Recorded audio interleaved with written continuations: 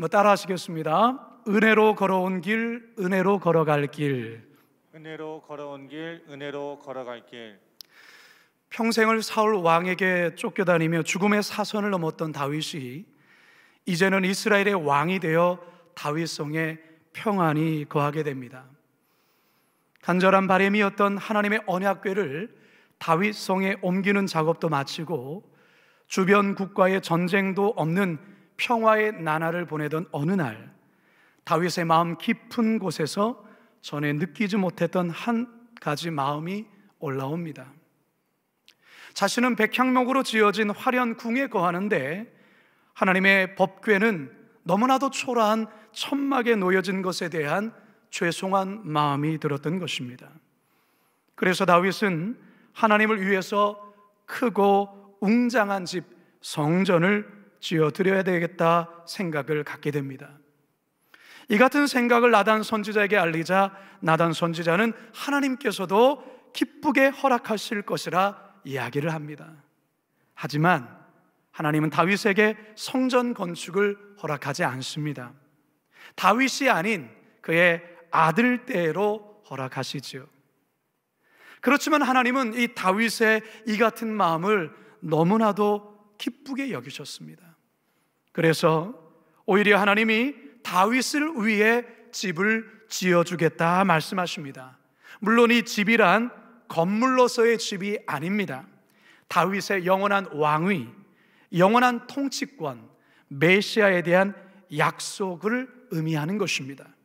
사무엘하 7장 11절에서 16절 함께 읽어봅니다. 시작. 여호와가 또 내게 이르노니 여호와가 너를 위하여 집을 짓고 내 수완이 차서 내 조상들과 함께 누울 때에 내가 내 몸에서 날 내 씨를 내 뒤에 세워 그의 나라를 견고하게 하리라. 그는 내 이름을 위하여 집을 건축할 것이요 나는 그의 나라 왕위를 영원히 견고하게 하리라. 나는 그에게 아버지가 되고 그는 내게 아들이 되리니 그가 만일 죄를 범하면 내가 사람의 매와 인생의 채찍으로 징계하려니와 내가 내 앞에서 물러나게 한 사울에게서 내 은총을 빼앗은 것처럼 그에게서 빼앗지는 아니하리라. 내 집과 내 나라가 내 앞에서 영원히 보존되고 내 왕위가 영원히 견고하리라 하셨다 하라. 이 하나님의 말씀, 이 하나님의 약속을 소위 다윗 언약이라 말합니다. 시편 89편 3절과 4절 또한 읽어볼까요? 시작. 주께서 이르시되 나는 내가 택한 자와 언약을 맺으며 내 종 다윗에게 맹세하기를 내가 내 자손을 영원히 견고히 하며 내 왕위를 대대에 세우리라 하셨나이다. 아멘. 자, 이 다윗 언약 때문에 남유다가 바벨론에 의해 멸망해서도 남은 자들이 70년 만에 다시금 돌아와 예루살렘을 재건할 수 있었습니다. 뿐만 아니라 메시아이신 예수 그리스도께서 다윗의 혈통을 통해서 이 땅에 오실 수가 있었던 것입니다. 이 기가 막힌 이 하나님의 말씀에 몸둘 바 몰라한 이 다윗이 하나님 앞에 나아가 눈물로 기도하며 하나님 앞에 고백한 내용이 오늘 우리가 읽은 오늘의 본문입니다. 사랑하는 성도 여러분, 오늘 우리 교회는 창립 24주년을 맞습니다. 하나님께서 지난 24년간 한결같은 사랑과 은혜로 우리 교회를 돌보아 주셨습니다. 하나님께서 오늘 다윗에게 약속하신 이 언약의 말씀이 우리 거룩한 빛 광성교회를 향한 앞으로의 약속인 줄 저는 확신합니다. 바라기는 지난 24년 동안 걸어왔던 삶을 다시 한번 돌아보며 감사할 뿐만 아니라 이제 앞으로 걸어가야 될 그 길에 대한 아름다운 꿈을 말씀을 통해 받게 되는 은혜의 시간 되기를 주님의 이름으로 축원합니다. 따라 하시겠습니다. 오직 은혜로 걸어온 길. 오직 은혜로 걸어온 길. 다윗은 베들레헴 출신의 목동입니다. 그리고 이새의 8번째 아들, 막내 아들이지요. 사무엘이 사울을 대신해서 이스라엘 왕이 될 사람을 간택할 때 이새의 아들들을 불렀지만 다윗은 부름조차 받지를 못했습니다. 왜냐하면 다윗은 아직 어렸고 여러모로 부족한 게 많았기 때문에 아버지 이새는 아예 생각조차 못했던 것입니다. 그런데 그랬던 그가 이스라엘의 위대한 왕이 됩니다. 더욱이 다윗의 집안은 왕손의 집안이 아니지요. 그렇다고 대단한 권력과 명성 있는 집안도 아닙니다. 아주 평범한, 아니 가난한, 양을 키우며 하루하루를 살아가는 그런 집안이었어요. 그런데 이 같은 집안에서 다윗이 이스라엘의 왕이 된 것입니다. 물론 다윗이 왕이 되는 과정은 너무나도 혹독하고 고통스러웠습니다. 거인 골리앗을 때로 눕힌 일로 인해 이스라엘의 일약 스타가 되지만 이게 화근이 되어서 사울에게 쫓겨다니며 20대 30대를 광야에서 굴에서 타지에서 보내야만 했습니다.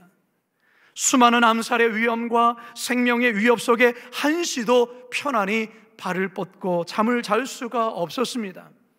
그런 인생, 고난의 세월을 보내다가 그의 나이 37살이 되었을 때 이 모든 시련과 인생의 광야를 통과하고 마침내 통일 이스라엘의 위대한 왕이 됩니다. 이처럼 이스라엘이 왕이 된 이 사실만도 다윗에게는 너무나도 감개무량한 일이었습니다. 그런데 하나님께서 이 다윗에게 어떠한 미래의 약속을 주십니까? 이 사울 왕과 같이 너에게는 은총을 빼앗지 않겠다, 자손 대대로 영원한 왕위를 지켜주겠다고 약속하신 거예요. 이 기가 막힌 하나님의 말씀 앞에 감격하며 법궤가 놓여진 장막에 들어가 무릎을 꿇고 다윗은 떨리는 목소리로 이렇게 고백합니다. 18절 시작. 다윗 왕이 여호와 앞에 들어가서 앉아서 이르되 주 여호와여 나는 누구이오며 내 집은 무엇이기에 나를 여기까지 이르게 하셨나이까. 주님, 도대체 내가 뭔데, 내 집안이 무엇이간데 이토록 큰 은혜를 저에게 베푸십니까? 아무리 생각해도 나는 이 은혜를 받을 자격이 없는 자인데 어떻게 이 같은 은혜를 베푸십니까? 사랑하는 성도 여러분, 저는 오늘의 설교를 준비하면서 이 본문을 대하면서 저의 마음에도 이 다윗과 같은 동일한 감격과 감사가 있다는 것을 부인할 수가 없었습니다. 주 여호와여 나는 누구이오며 내 집은 무엇이기에 나를 여기까지 이르게 하셨습니까? 과연 내가 누구간데 거룩한 비 광성교회 위임 목사로 여기까지 오게 하셨습니까? 성도 여러분, 저는 너무나도 평범하며 가난한 노동자의 가정에서 5형제 중 막내로 태어났습니다. 제주도에서 평생을 돌을 깨며 담을 쌓는 일을 하신 아버지와 시장 노상에서 동태를 파시며 5 아들을 힘겹게 키우신 어머니의 사이에 막내로 태어났어요. 저는 어릴 때 자존감이 별로 높지 않았습니다. 열등감이 많았어요. 가정 형편이 별로 좋지 않은 것에 대한 부분도 있었고 외모에 대한 열등감도 있었어요. 특히 공부를 잘하지 못하는 것에 대한 열등감도 컸습니다. 그랬던 제가 고등학교 1학년 겨울 어느 선교단체에서 주최한 수련회에 참석했다가 하나님을 뜨겁게 만나면서 저의 삶은 완전히 바뀌었어요. 물론 그렇다고 해서 저의 인생이 갑자기 확 풀리고 부자가 됐느냐? 전혀 아니에요. 저희 집안은 여전히 어려웠고 형편도 어려웠고 저의 삶에는 기흉이라는 질병이 찾아왔어요. 고3 때 2번 수술하고, 재수할 때 1번 수술하고, 삼수할 때 1번 수술을 받아야 했습니다. 제가 삼수생이거든요. 그리고 22살의 나이에 경기도 광주에 있는 서울장로회 신학대학교 신학과에 구사학번으로 입학하게 됩니다. 저는 신학교에 입학하던 그날 밤 채플실에 홀로 앉아서 참 많이 울었어요. 하나님께 감사 기도를 드렸어요. 하나님, 저같이 부족하고 모자란 자가 어떻게 신학교에 들어올 수 있습니까? 그러면서 밤새도록 하나님 앞에 많이 울며 기도했던 기억이 있어요. 신학교 4년 동안 신학 공부도 하였지만 IVF라는 이 선교단체를 개척하면서 신학교 안에서의 하나님 나라를 꿈꾸며 최선을 다해 헌신을 했어요. 졸업 이후에도 3년 동안 그 학교를 섬기면서 우리 신학생들을 제자화하는 데 애를 썼습니다. 그 후에야 신대원에 들어가게 됐는데요, 그 사이에 지금의 저희 아내와 결혼을 해서 이남 일녀를 낳았어요. 교회 사역은 당시 서울 성북구 안암동에 위치한 영암교회에서 저는 9년간을 사역을 했습니다. 그리고 에스라 성경대학원 대학교에 입학하면서 그 교회 전임 사역을 내려놓게 되었어요. 그리고 주일만 사역할 수 있는 파트 사역지를 구하던 중에 2009년 1월 거룩한 빛 광성교회 청년부와 청년예배 찬양 사역 파트 사역자로 이곳 교회에 오게 되었습니다. 2년 동안 파트 사역을 하고 나자 정성진 목사님께서 교구 전임 사역자로 들어올 것을 제안하시면서 당시 5교구, 지금의 2교구와 3교구의 지역을 맡아서 저는 2년 동안 교구 사역을 했습니다. 그리고 또다시 1년간을 6교구를 담당을 하다가 2014년 1월 충청북도 충주에 있는 충일교회 담임 목사로 부임하게 되었어요. 사실 그 당시 우리 교회 부목사님들은 보통 교회를 나갈 때 개척을 하며 나가는 분위기였기 때문에 저 역시도 당연히 개척을 할 것을 마음에 생각하고 있었어요. 그런데 하나님께서 저를 개척이 아닌 충주로 담임 목사로 보내셨던 거예요. 충일교회 담임 목사가 되는 과정 또한 그야말로 하나님의 은혜가 아닐 수 없었어요.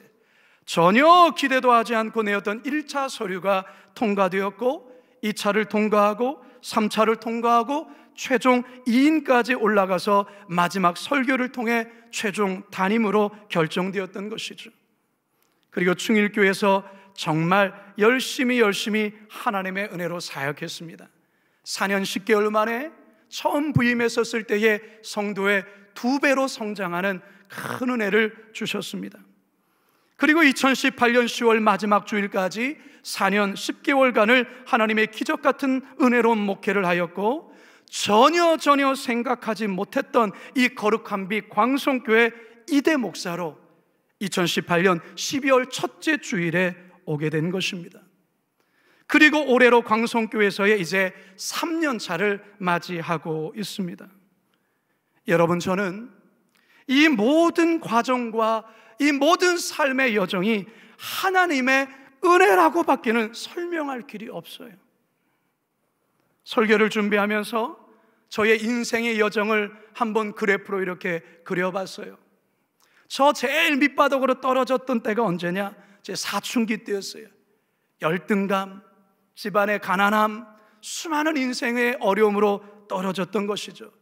그러다가 예수님을 제가 인격적으로 만나게 되어주면서 큰 은혜를 경험하였지만, 재수생활, 삼수생활하면서 다시 떨어졌다가 신학교에 입학하고 결혼하고 자녀를 낳고 교회 사역을 하면서 지금의 이런 인생으로 제가 오게 되었어요.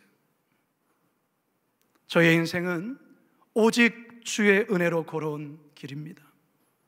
여러분, 저만 그렇습니까? 오늘 이 말씀 가운데, 이 예배 가운데 참여하시는 여러분들은 어떠세요? 여러분의 삶에도 그렇지 않습니까? 우리 거룩한 빛 광성교회도 마찬가지 아닐까요? 지난 24년의 삶에 오직 주의 은혜가 아니면 무엇입니까? 많은 대형교회들이 리더십의 교체 때의 큰 어려움과 혼란들을 겪습니다. 리더십이 교체된 이후에도 전임자와의 관계 속에 혼란과 분열이 끊이지 않는 교회들이 우리 주변에 너무나도 많아요. 그런데 우리 거룩한 빛 광성교회가 이런 혼란과 어려움이 없이 든든히 서가는 것은 오직 하나님의 은혜인 줄로 믿습니다. 거룩한 빛 운정교회 또한 분립된 지 2년 만에 잘 정착을 해서 독립적으로 잘 운영되고 있는 것 역시 하나님의 놀라운 은혜입니다. 사랑하는 성도 여러분, 오늘 창립주일을 맞아서 지금까지 걸어온 이 모든 것이 오직 하나님의 은혜임을 우리 함께 고백하며 늘 겸손히 살아가시는 우리 모두가 되길 주님의 이름으로 축원합니다. 두 번째 따라하겠습니다. 오직 은혜로 걸어갈 길. 오직 은혜로 걸어갈 길. 다윗이 하나님께 크게 감사했던 것은 아무런 자격도 조건도 안 되는 자신을 이스라엘의 통치자요, 이스라엘의 왕으로 세우시고 나라를 평안하게 지켜주시고 보호해 주심에 대한 이 감격이 다윗에게 있었어요. 그런데 하나님은 지금까지 베푸신 그 은혜보다 앞으로 더 크고 놀라운 은혜를 베푸시겠다고 약속하시니 약속 앞에 다윗은 폭풍오열을 할 수밖에 없었던 거예요. 지금까지도 하나님의 은혜로 왔는데 앞으로 더 놀라운 하나님의 은혜를 예비하신다고 약속하심에 대해 몸둘 바를 몰라 했던 것이죠. 사무엘하 7장 12절에서 14절 시작. 내가 내 몸에서 날 내시를 내 뒤에 세워 그의 나라를 견고하게 하리라. 그는 내 이름을 위하여 집을 건축할 것이요 나는 그의 나라 왕위를 영원히 견고하게 하리라. 나는 그에게 아버지가 되고 그는 내게 아들이 되리니. 다윗 자신은 성전을 건축하지 못해요. 하지만 다윗의 자손을 통해서 성전을 건축하게 하겠다고 하나님이 약속을 주시고 계세요. 뿐만 아니라 그의 자손 대대로 은혜를 베푸시겠다 약속하는 거예요. 여러분, 이 엄청난 말씀과 약속 앞에 다윗은 다음과 같은 기도로 반응하지요. 25절과 26절입니다. 시작. 여호와 하나님이여, 이제 주의 종과 종의 집에 대하여 말씀하신 것을 영원히 세우시며 말씀하신 대로 행하사 사람이 영원히 주의 이름을 크게 높여 이르기를 만군의 여호와는 이스라엘의 하나님이라 하게 하옵시며 주의 종 다윗의 집이 주 앞에 견고하게 하옵소서. 사랑하는 성도 여러분, 저는 이 다윗의 동일한 기도로 주님께 고백드리고 싶습니다. 우리 교회가 지난날 24년 동안 한국 교회 안에서 나름 건강한 교회요, 은혜로운 교회로 여기까지 왔습니다. 하나님의 절대적인 은혜이죠. 그런데 여러분, 하나님께서 우리에게 이렇게 말씀하세요. 너 그것 갖고 놀라면 안 돼. 나는 더 크게 놀랄 것을 준비하고 있어. 할렐루야. 하나님께서 앞으로 우리 교회에 대한 더 크고 놀라운 은혜를 베푸시겠다 말씀하십니다. 지난 24년도보다 앞으로의 20년, 아니 그 이후에 우리 거룩한 빛 광성교회 더 크게 역사하실 것이라 우리 주님 말씀하고 계세요.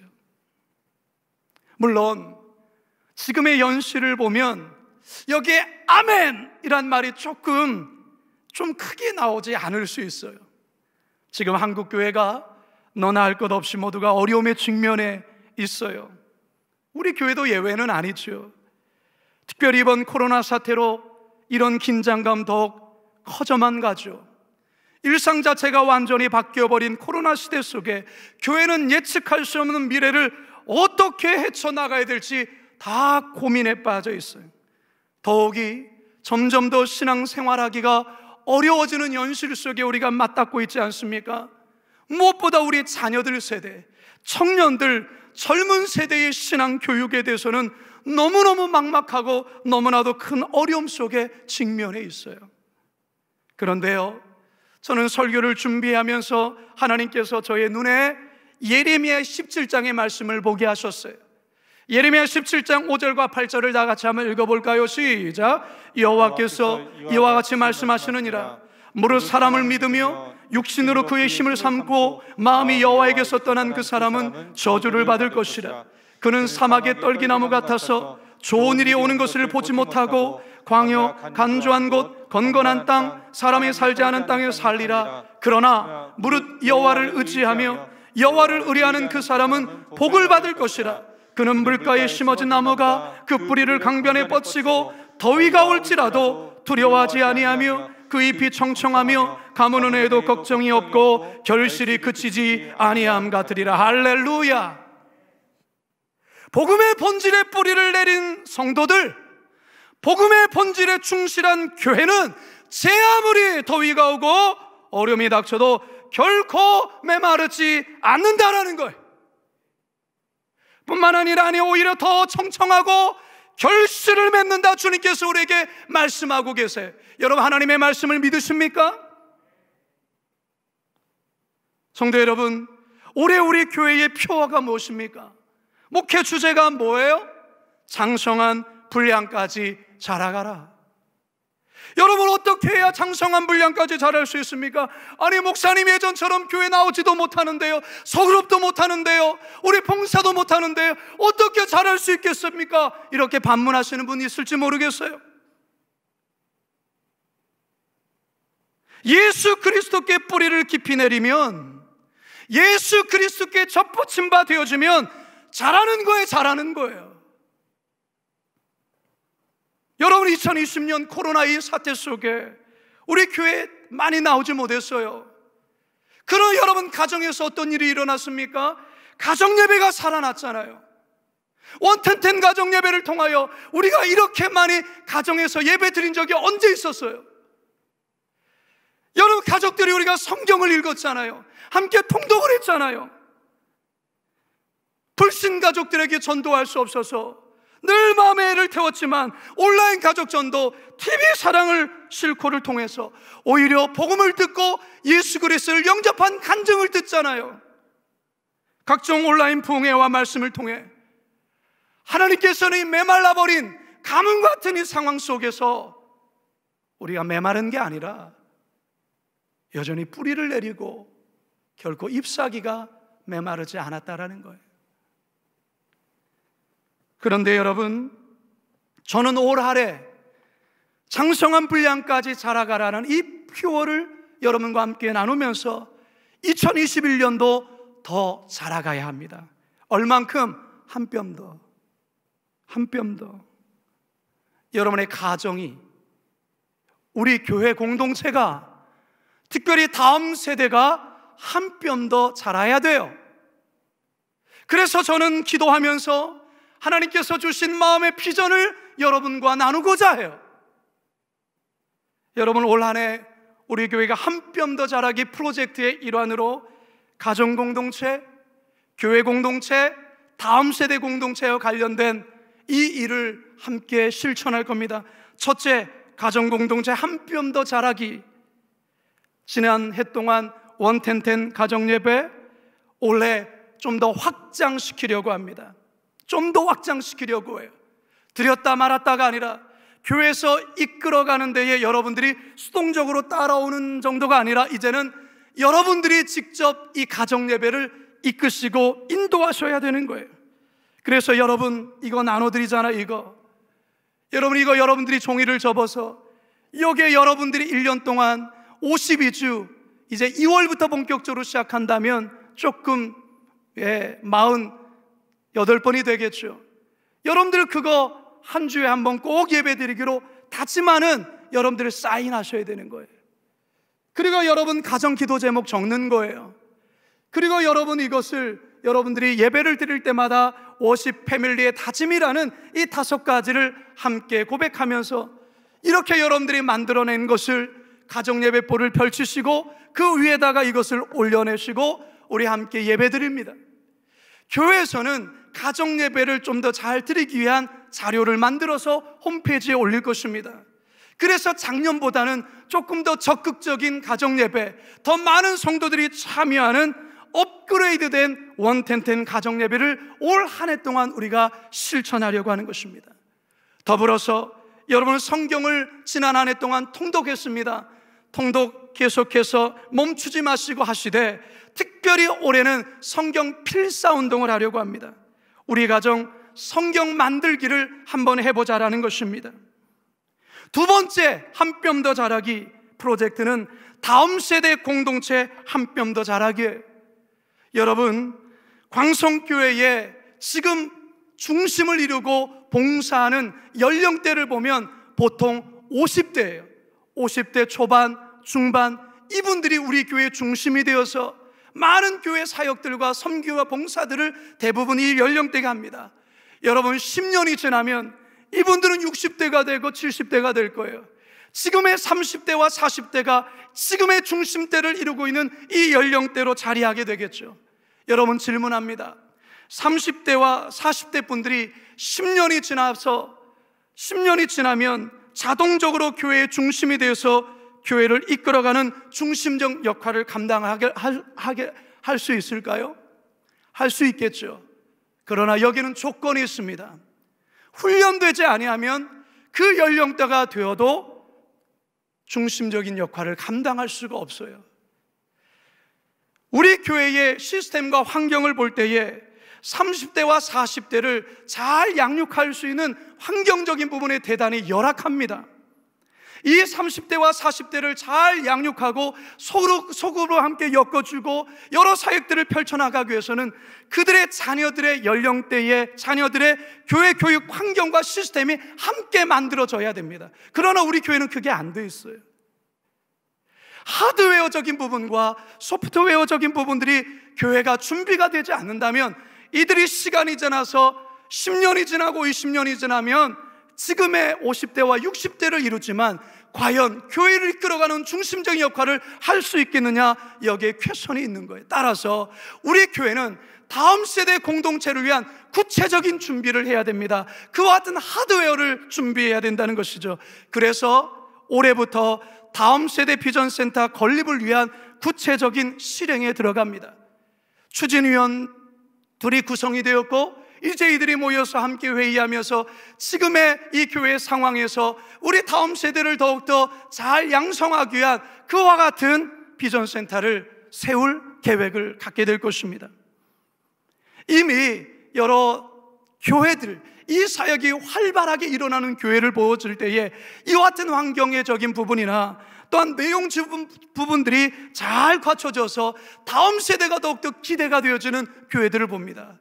지금 우리 상황으로는 별 문제가 없을 수 있지만 10년 후 20년 우리 교회가 과연 건강한 교회로 계속해서 서나가기 위해서는 지금 준비해야 됩니다. 우리 교회가 올해 신혼부부팀이라는 이 팀에서 신혼가정부로 격상을 했습니다. 또한 젊은 가정부라는 새로운 팀을 공동체를 만들었어요. 신혼가정부는 결혼하고 5년 차까지고 젊은 가정부는 결혼 후 6년부터 45세까지 참여할 수 있는 공동체입니다. 올해는 리더십을 저희들이 준비할 겁니다. 본격적인 이 사역의 활동은 2022년도부터 시작하게 될 것입니다. 이들이 우리 교회의 10년 후와 20년 후를 책임지고 이끌어가 될 일꾼들이 여기서 만들어지게 될 것입니다. 여러분, 이 사역에 여러분들 함께 해주셔야 합니다. 마지막 세 번째, 교회 공동체 한 뼘 더 자라기입니다.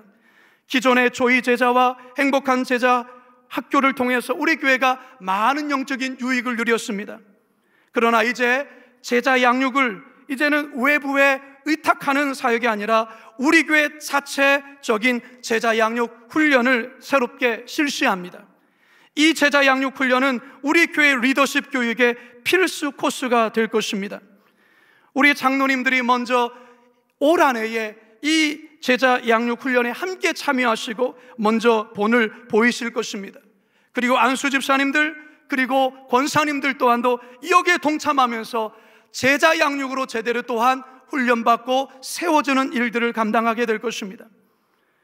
또한 미디어에 대한 보안과 컨텐츠 개발이 그 어느 때보다 중요한 이때에 여기에 대해서 우리 교회가 재정적으로 다양한 방법으로 이 다음 세대와 또 미래 세대를 위한 이 영상과 관련된 미디어와 관련된 일들을 더욱더 활발하게 준비하고 추진할 겁니다. 특별히 오늘 오후에 교육부 관련되어진 이 미디어 촬영과 편집을 위한 공간이 만들어졌습니다. 스튜디오, 코람데오 스튜디오를 이제 이렇게 공사를 약 한 달 넘게 해서 이렇게 마련을 하게 되어진 거예요. 여기서 우리 자녀 세대들에 대한 많은 영상들이 만들어지고 준비되어질 것입니다. 성도 여러분, 하나님께서 지금까지 놀라운 은혜를 주셨던 것처럼 앞으로 우리 교회에 더 큰 은혜와 부흥을 주실 것입니다. 오직 은혜로 걸어온 길이기에 또한 오직 은혜로 걸어가기를 주님의 이름으로 축원합니다. 마지막 세 번째 따라하겠습니다. 오직 하나님께만 영광. 오직 하나님께만 영광. 다윗의 평생의 간절한 소망과 열망은 오직 하나님께만 영광이었습니다. Soli Deo Gloria. 그의 그 열망은 자신의 삶을 통해 그리고 하나님을 향한 찬양 속에 고스란히 담겨 있어요. 시편 57편 11절에 보면 하나님이여 주는 하늘 위에 높이 들리시며 주의 영광이 온 세계에 높아지기를 원하나이다. 이 같은 그의 열망과 소망이 오늘 본문 곳곳에서 하나님을 향한 찬양으로 발견되는데요, 사무엘하 7장 22절 보면 그런즉 주 여호와여 주는 위대하시니 이는 우리 귀로 들은 대로는 주와 같은 이가 없고 주 외에는 신이 없음이니이다. 사무엘하 7장 28절 29절 보게 되어지면 빨간 줄만 보면 주 여호와여 오직 주는 하나님이시며 주의 말씀들이 참되시니이다. 주 앞에 영원히 있게 하옵소서. 주 여호와께서 말씀하셨사오니 주의 종이 주의 영원히 복을 받게 하옵소서 하니라. 다윗은 이 기도의 마지막 부분에서 종의 집에 복을 달라고 2번이나 연속으로 간청하고 있어요. 여러분, 이 다윗이 기도하는 이 복을 기복신앙으로 오해해서는 안 됩니다. 다윗이 구하는 복은 세속적인 잘됨이나 어떤 물질적인 풍요를 말하는 게 아닙니다. 다윗이 말하는 복이란 앞에서 하나님의 약속하신 그 말씀 언약이 자신과 후대의 삶에 그대로 성취됨으로 하나님의 영광이 나타나고 그 영광을 하나님께서 받으시기를 간절히 바라는 그 바람의 기도예요. 여기서 우리는 아주 중요한 한 가지를 깨닫게 됩니다.